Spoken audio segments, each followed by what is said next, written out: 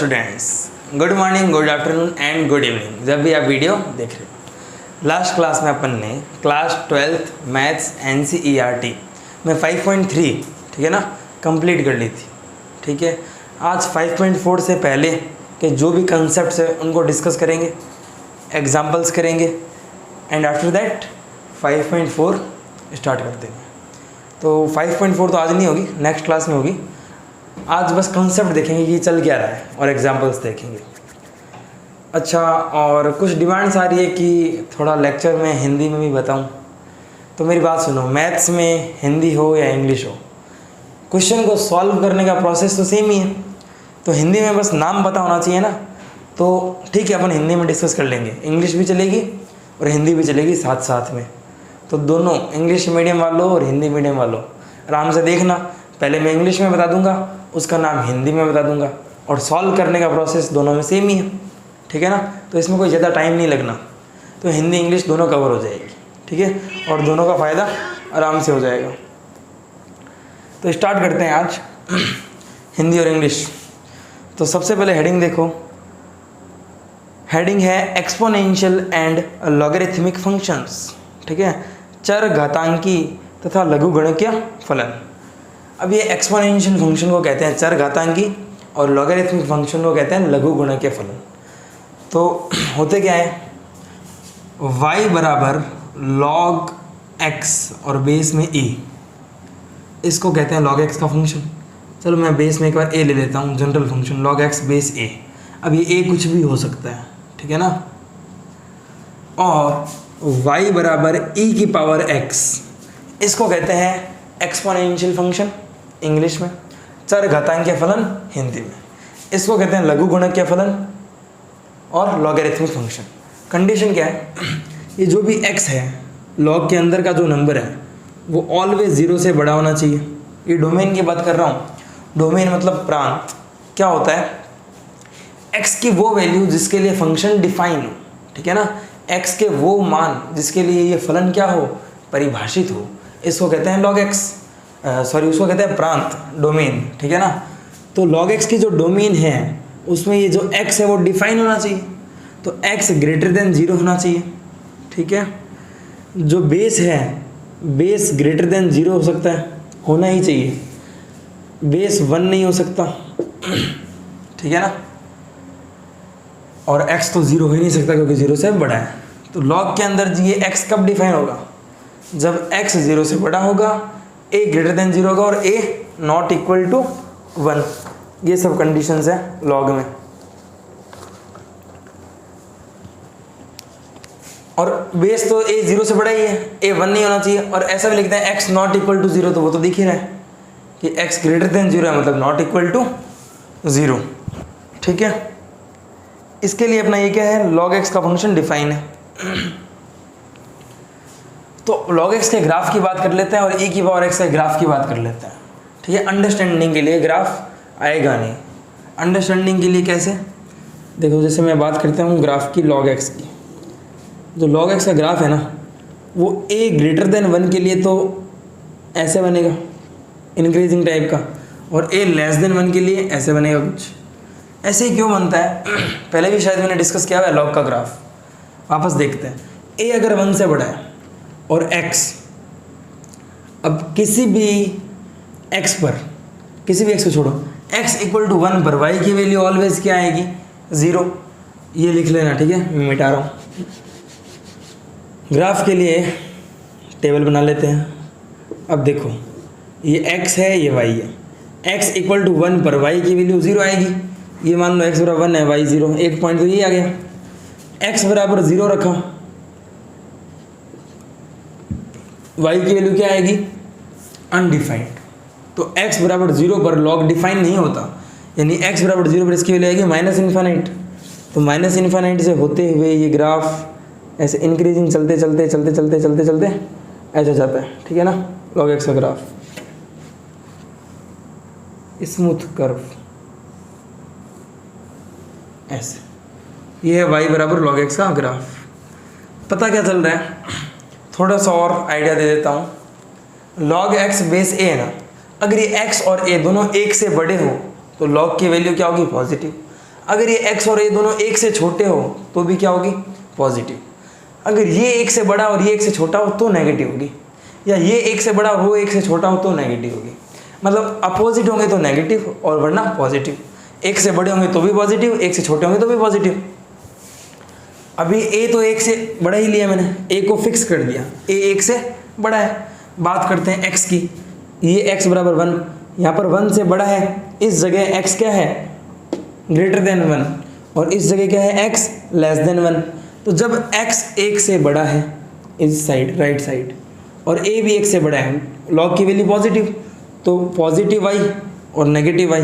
तो जैसे ही 1 से बड़ा है, x 1 से बड़ा है और a भी 1 से बड़ा है, तो लॉग की वैल्यू क्या है, पॉजिटिव। तो जैसे ही 1 से बड़ा है, पॉजिटिव पॉजिटिव पॉजिटिव पॉजिटिव। पीछे आया, x 1 से छोटा है, x इज लेस देन 1, और a 1 से बड़ा है, तो जब जैसे ही x 1 से छोटा है, लॉग की वैल्यू क्या आ रही है, देखो नेगेटिव नेगेटिव नेगेटिव। x बराबर इस पर y की वैल्यू नेगेटिव, x बराबर इस पर y की वैल्यू नेगेटिव। बात आ रही है, x बराबर 0 पर y की वैल्यू माइनस इन्फिनिट, 1 पर 0, 1 से बड़ा पॉजिटिव और पॉजिटिव और पॉजिटिव, इन्फिनिट पर इन्फिनिट। बात आ रही समझ में। अब लॉग का एक और ग्राफ, जब a लेस देन 1 हो, अब a लेस देन 1 है, तो देखो x बराबर 1 पर y की वैल्यू क्या आएगी, 0, ये तो फिक्स है। x बराबर 1 पर y की वैल्यू क्या आएगी, 0। अब x जब 1 से छोटा है, अब x भी 1 से छोटा और a को फिक्स कर रखा है, a भी 1 से छोटा, लॉग की वैल्यू क्या आएगी, पॉजिटिव। तो x भी 1 से छोटा और a भी 1 से छोटा, लॉग की वैल्यू पॉजिटिव। और 0 पर क्या होता है, लॉग अनडिफाइंड, तो 0 पर प्लस इन्फिनिट, और प्लस इन्फिनिट से होता हुआ 1 पर 0 होते हुए ऐसे। प्लस इन्फिनिटी क्यों गया, माइनस इन्फिनिटी क्यों नहीं, क्योंकि जब x 1 से छोटा है और a भी 1 से छोटा है, लॉग होगा पॉजिटिव। तो x बराबर मान लो 0.5 पॉजिटिव, 0.1 पॉजिटिव, 0.0001 पॉजिटिव, 0 पर इन्फिनिट, ठीक है ना। आगे आगे 1 से जस्ट आगे मान लो 2x बराबर, तो 2 1 से बड़ा है और a 1 से छोटा है, तो नेगेटिव। इस पर लॉग की वैल्यू देखो नेगेटिव, फिर से नेगेटिव, फिर से नेगेटिव। बात आ रही समझ। तो ये log x का ग्राफ अंडरस्टैंडिंग पर्पस के लिए। तो कुल मिला के क्या कहा मैंने, अगर log x base a, x भी 1 से बड़ा, a भी 1 से बड़ा तो पॉजिटिव, a 1 से छोटा और x भी 1 से छोटा तो भी पॉजिटिव। अपोजिट है, ये 1 से बड़ा और वो 1 से छोटा तो नेगेटिव, ठीक है ना। अब a की पावर x का ग्राफ देखते हैं, जस्ट अंडरस्टैंडिंग पर्पस, समझने के लिए। y इक्वल टू e की पावर x, एक्सपोनेंशियली चरघातांकी फलन। अब a की पावर x हो या a की पावर x हो, इन दोनों को क्या कहते हैं, एक्सपोनेंशियल फंक्शन, चरघातांकी फलन। तो क्या होगा ये, मेरी बात सुनो, a की पावर x का ग्राफ या a की पावर x का ग्राफ सेम बनेगा। क्यों, ये e भी पॉजिटिव, a भी पॉजिटिव, e की वैल्यू 2.71, अब a तो कुछ भी हो सकता है, 10 की पावर x, 2 की पावर x, ठीक है ना, है पॉजिटिव। तो देखो x बराबर 0 रखा, x बराबर 0, y की वैल्यू क्या आएगी, a की पावर 0 और a की पावर 0 1, x बराबर 0 रखा, a की पावर 0 1, तो x बराबर 0 पर y 1, ये वाला पॉइंट आ गया। x बराबर माइनस इन्फिनिट, ये x है मेरा, ये प्लस इन्फिनिट, ये माइनस इन्फिनिट, x की वैल्यू माइनस इन्फिनिट, तो a की पावर माइनस इन्फिनिट। अब a की पावर माइनस इन्फिनिट मतलब 1/a की पावर प्लस इन्फिनिट, और 2.71 होता है a की वैल्यू, तो 2.7 की पावर इन्फिनिट इन्फिनिट, और 1/इन्फिनिट 0। तो x की वैल्यू माइनस इन्फिनिट रखी तो y की तारा है 0, तो x की वैल्यू माइनस इन्फिनिट रखी, माइनस इन्फिनिट, यहाँ पर y की तारा है 0, तो ये देखो 0, ये y 0 है, 0 से होता हुआ a की पावर x, यहाँ पर इस पॉइंट को यहाँ लिख देता हूँ, x बराबर 0 पर y बराबर 1 और प्लस इन्फिनिट पर इन्फिनिट। तो ये e की पावर x का ग्राफ है, एक्सपोनेंशियल ग्राफ है, स्मूथली कर्व, ऑलवेज इंक्रीजिंग, हमेशा बढ़ता हुआ, ठीक है ना, ऑलवेज इंक्रीजिंग ग्राफ है e की पावर x का। ये प्लस इन्फिनिट है, ये माइनस इन्फिनिट है, तो ध्यान रखना बातों को। खैर, तो ये हो गया। अब बात करते हैं आगे ही।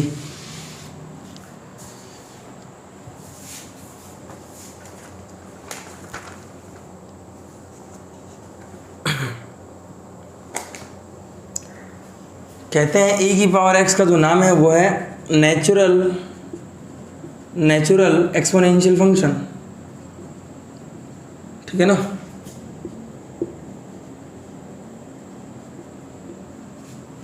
प्राकृतिक चरघातांकीय फलन, ठीक है। ये हो गया e की पावर x की बात। वैसे ही log x बेस e को क्या कह देंगे, log x बेस e को कह देंगे नेचुरल लॉगरिथमिक फंक्शन, प्राकृतिक लघुगुणक। बात करते हैं फॉर्मूलाज लिखाना है मुझे कुछ लॉग के, चलो लिख लेते हैं सम इम्पोर्टेंट फॉर्मूलाज। किसके, लॉग के लिखा रहा हूँ, सम इम्पोर्टेंट फॉर्मूलाज, कुछ महत्वपूर्ण सूत्र लॉग के, ठीक है। लिखते चलो, तुम्हें बाई हार्ट याद ही होने चाहिए। log m base a plus log n base a, ये क्या होता है, log m n उसी बेस पर। सेकंड मतलब log m plus log n करेंगे तो log क्या हो जाएगा, m और n की multiply. Second formula log m base a minus log n base a, इसको क्या लिखोगे, log में base a m by n, इनका क्या हो जाएगा, divide. Third log m plus log n हो गया, log m minus log n हो गया, log बेस a m की पावर n, तो ये जो है ना पावर, ये पावर उतर के क्या आगे, तो n log m और बेस a, तो m की पावर n है, तो वेरिएबल की पावर कुछ है ना, log की पूरे की पावर नहीं है, log के अंदर जो x है उसकी पावर कुछ है, तो वो उतर के आगे आ जाती है, और n log m base a। Fourth formula log b base a, इसको लिख सकते हैं log b upon log a। log b base है ना, इसको लिख दिया log b upon log a, किसी भी बेस x पे, मतलब बेस यहाँ पर कुछ भी हो सकता है, 10 e x लिखा ना मैंने, x की वैल्यू कुछ भी हो सकती है, तो log b बेस a को लिख सकते हैं log b upon log a, किसी भी बेस पर। m प्लस n क्या होगा, mn, log m minus log n क्या होगा, log m by n, log m की पावर n क्या होगा, n log m। ये चार फॉर्मूले एक तो याद होने चाहिए, और लिखा रहा हूँ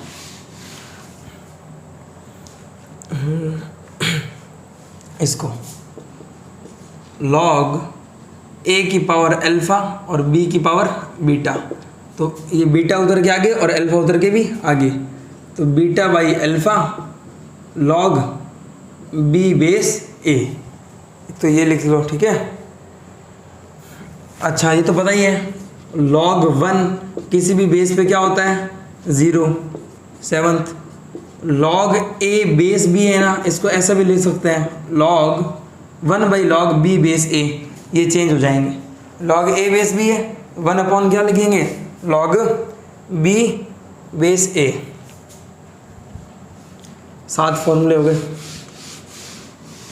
अब log a की पावर अल्फ़ा, b की पावर बीटा हो गया, ये हो गया और ये हो गया। एक ये लिख लो, a की power log c base b, तो c और a ना वो इंटरचेंज हो सकते हैं, इसका मतलब इसको लिख सकता हूँ c की power log a base b, ठीक है ना, ये इंटरचेंज हो सकते हैं।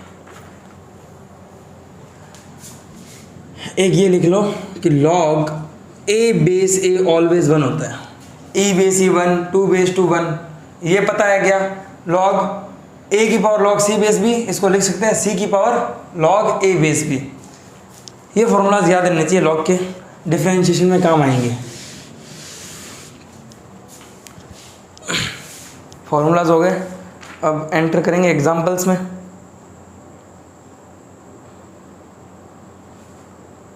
एग्जाम्पल तुम देखो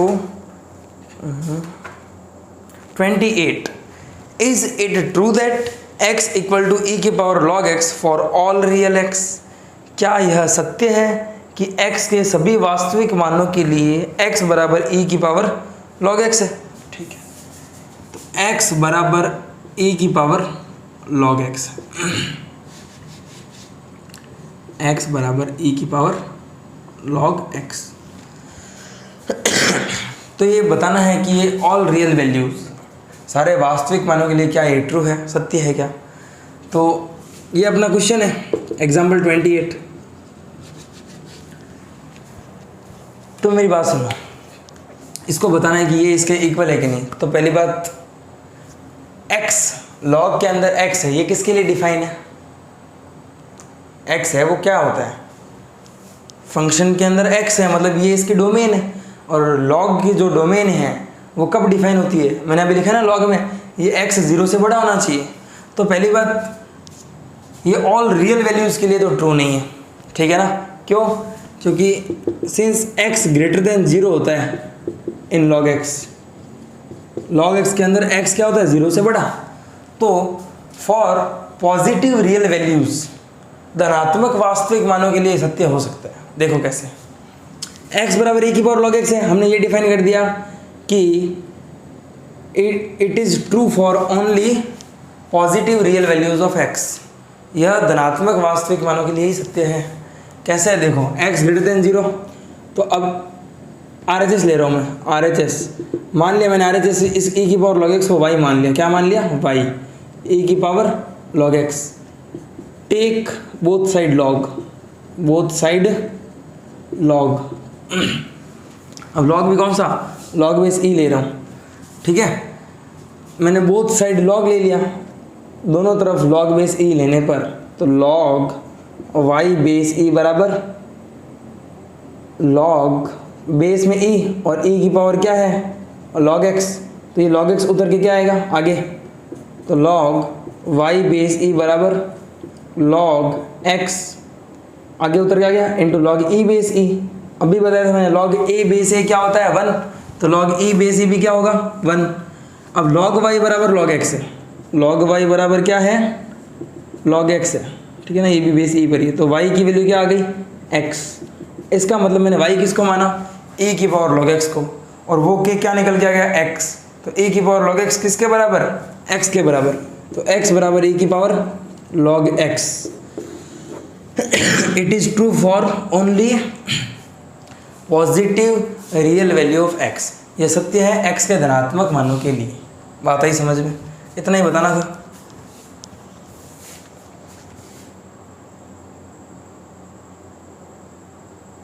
एग्ज़ाम, अच्छा इसके बाद तुम्हारी थ्योरम 5 है, और जो मैंने पहले लिखा दी, क्या e की पावर x का डिफरेंशिएशन क्या होता है? डिफरेंशिएशन ऑफ e की पावर x। e की पावर x का अवकलन क्या होता है? e की power x। Differentiation of ln x, ln x का अवकलन क्या होता है? 1/x। ये तो पहले लिखा दिया था। और x नॉट इक्वल टू 0, वो तो पता ही भी है, लॉग के अंदर x डिफाइन नहीं होता। तो एग्जाम्पल 29 करते हैं। अब यहाँ पर कोई हिंदी इंग्लिश का खेल नहीं है, सॉल्व करना है, और सॉल्व मैथ्स में सॉल्व ही करते हैं, ठीक है ना। तो example 29, differentiate the following with respect to x। x के सापेक्ष निम्नलिखित का अवकलन कीजिए। पहला e की पावर -x। फर्स्ट, अब माना लेट मतलब माना y बराबर e की पावर -x। अब क्या करें? डिफरेंशिएट करना है x के सापेक्ष विद रिस्पेक्ट टू x। तो both side differentiate with respect to x। दोनों तरफ x के सापेक्ष अवकलन करने पर, ठीक है, ये लाइन हिंदी में लिख लेना। तो dy/dx equal to differentiation of e की power -x with respect to x। तो dy/dx बराबर e की पावर -x का डिफरेंशिएशन, e की पावर -x का अवकलन करना है। देखो e की पावर x का डिफरेंशिएशन क्या होता है? e की पावर x होता है। तो e की पावर -x का क्या होगा? e की पावर -x। अब फंक्शन के अंदर जाओ, -x का डिफरेंशिएशन कितना? -1। बात आई समझ में? e की पावर -x का e की पावर -x, फिर -x का -1। तो dy/dx equal to minus of e की पावर -x, ठीक है। तो हिंदी मीडियम वालों, इंग्लिश के वर्डिंग्स भी ध्यान में रखने हैं। क्यों? आगे कॉलेज में इंग्लिश ही है भाई, और कॉलेज में इंग्लिश ही है, इंग्लिश ही पढ़ना है। तो ठीक है, हिंदी में ध्यान रखो वर्ड्स, लेकिन धीरे धीरे जो इंग्लिश में बता रहा हूँ वो भी ध्यान रखो। इससे क्या है, तुम्हारी एक तो इंग्लिश इंप्रूव हो जाएगी, दूसरा कॉलेज में दिक्कत नहीं आएगी, और थोड़ी बहुत इंग्लिश जानोगे तो इंटरव्यू में भी काम आएगा। तो ध्यान रखना कि ना खाली हिंदी हिंदी मत किया करो, इंग्लिश में समझ में तो आता ही है, ध्यान से देखो सब समझ में आएगा।